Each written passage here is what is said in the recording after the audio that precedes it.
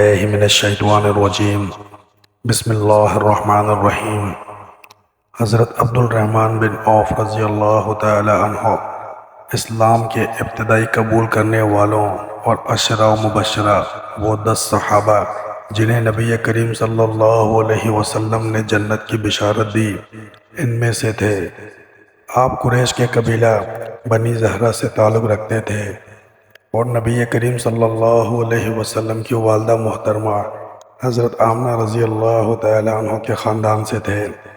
آپ کی شخصیت کو اسلام میں ایک خاص مقام حاصل ہے اور آپ کو اپنی سخاوت، مال و دولت اور دین کے لیے قربانیوں کی وجہ سے یاد کیا جاتا ہے۔ حضرت عبد الرحمن بن عوف رضی اللہ تعالی عنہ نے حضرت ابو بکر صدیق رضی اللہ تعالی عنہ کے توسط اسلام قبول کیا۔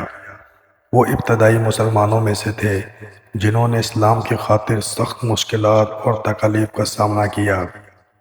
ان کا اصل نام عبد عمرو تھا، لیکن اسلام قبول کرنے کے بعد رسول اللہ صلی اللہ علیہ وسلم نے ان کا نام عبد الرحمن رکھا۔ حضرت عبد الرحمن بن عوف رضی اللہ تعالی عنہ نے مکہ سے مدینہ کی طرف ہجرت کی۔ مدینہ پہنچنے کے بعد نبی کریم صلی اللہ علیہ وسلم نے مہاجرین اور انصار کے درمیان بھائی چارہ قائم کیا۔ اس بھائی چارے اور موافقات کے تحت حضرت عبد الرحمن بن عوف رضی اللہ تعالی عنہ کا حضرت سعد بن ربیع رضی اللہ عنہ کے ساتھ رشتہ اخوت قائم ہوا۔ حضرت سعد بن ربیع رضی اللہ عنہ نے حضرت عبد الرحمن کو اپنی آدھی دولت دینے اور ایک بیوی کو طلاق دینے کی پیشکش کی، لیکن حضرت عبد الرحمن بن عوف رضی اللہ تعالی عنہ نے اس سخاوت کا شکریہ ادا کرتے ہوئے کہا کہ انہیں صرف بازار کا رستہ دکھا دیں۔ بعد میں آپ نے اپنی محنت سے تجارت کا آغاز کیا اور اللہ نے آپ کو بے پناہ مال و دولت سے نوازا۔ حضرت عبد الرحمن بن عوف رضی اللہ تعالی عنہ نے اسلام کی خاطر غزوات میں بڑھ چڑھ کر حصہ لیا۔ آپ نے غزوہ بدر، غزوہ احد، غزوہ خندق اور دیگر معرکوں میں نبی کریم صلی اللہ علیہ وسلم کے ساتھ جہاد کیا۔ غزوہ بدر میں آپ کو زخم بھی آئے اور غزوہ احد میں بھی آپ شدید زخمی ہوئے تھے، لیکن آپ نے صبر و استقامت سے کام لیا۔ حضرت عبد الرحمن بن عوف رضی اللہ تعالی عنہ نے اپنے مال کو اللہ کی راہ میں خرچ کرنے میں سب سے آگے رہتے تھے۔ آپ نے کئی مواقع پر اپنا مال دین کی خدمت کے لیے دیا۔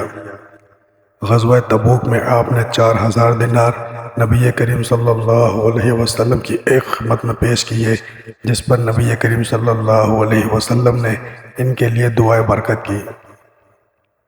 آپ نے ایک موقع پر مدینہ میں 700 اونٹ لاد کر ان کا سارا مال اللہ کی راہ میں دیا۔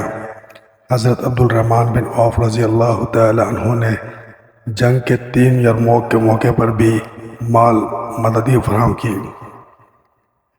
حضرت عبد الرحمن بن عوف رضی اللہ تعالی عنہ نے اپنی وفات کے وقت ایک بڑی رقم اپنے اہل و عیال اور دیگر ضرورت مندوں کے لیے وصیت کی۔